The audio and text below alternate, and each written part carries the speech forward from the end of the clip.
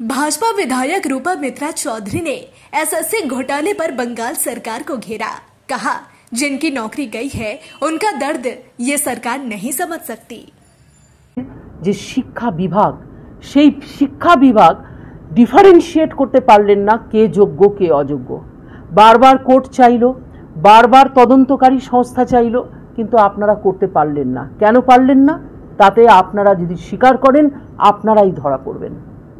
তাই আপনারা আজকে গোলমোল করে সেই তথ্যকে লোপাট করে যেরকম আরজিকরের ঘটনা হয়েছে সেভাবে আপনারা এতগুলো মানুষের জীবন নিয়ে আপনারা খেলা করলেন।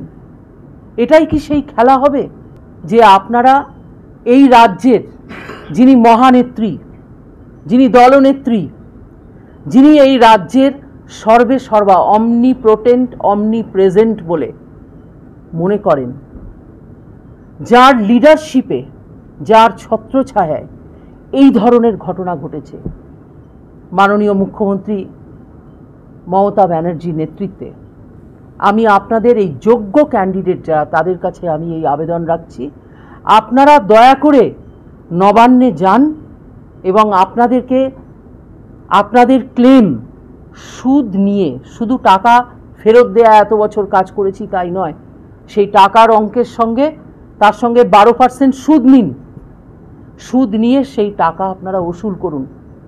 আপনারা মাননীয় মুখ্যমন্ত্রীর কাছে ডিমান্ড রাখুন যে এই টাকা আমাদের ফেরত চাই সুদে আসলে।